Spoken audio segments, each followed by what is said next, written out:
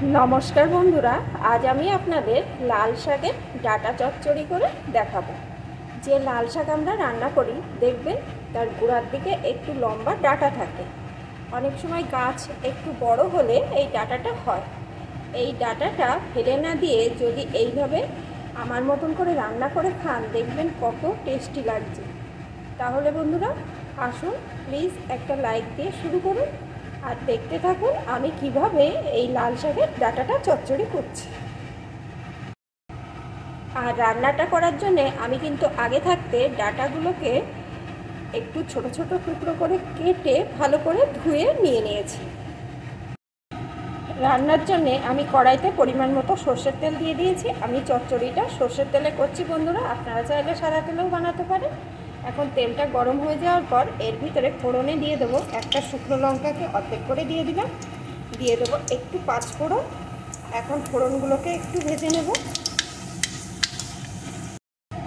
ফোড়নগুলো লাল লাল করে ভাজার পর এর ভিতরে দিয়ে দেবো একটা পেঁয়াজ কুচি, দিয়ে দেবো চারটে চেরা কাঁচা লঙ্কা। আমি পেঁয়াজ দিয়ে তৈরি করছি, আপনারা চাইলে কিন্তু নিরামিষভাবেও এটা তৈরি করে নিতে পারেন। এখন এগুলোকে একটু ভেজে নেব। পেঁয়াজটা কিন্তু খুব লাল করে ভাজবো না, সামান্য 1 মিনিট মতন ভেজে নেব। এখন এর ভিতরে আমি দিয়ে দেবো একটা টুকরো করে কেটে রাখা মিষ্টি আলু বা রাঙা আলু। আমি এখানে রাঙা আলু দিচ্ছি বন্ধুরা, রাঙা আলু দিলে কিন্তু এই চচ্চড়ির স্বাদ ভালো আসে।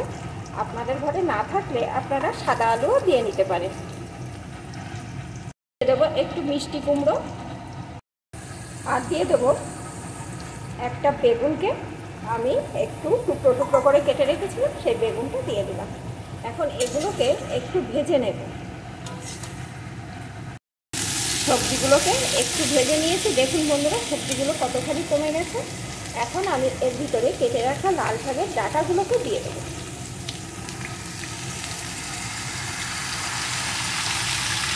সাথেই দিয়ে দেবো পরিমাণ মতো লবণ আর দিয়ে দেবো একটু হলুদ গুঁড়ো। এখন ডাঁটাটাও কিছুক্ষণ এই সবজির সাথে কষিয়ে নেব। সবজির সাথে ডাঁটাগুলো আমি 2 মিনিট মতো মিডিয়াম টু লো আছে ভেজে নিয়েছি। এখন এর ভিতরে আমি দিয়ে দেবো পরিমাণ মতো জল।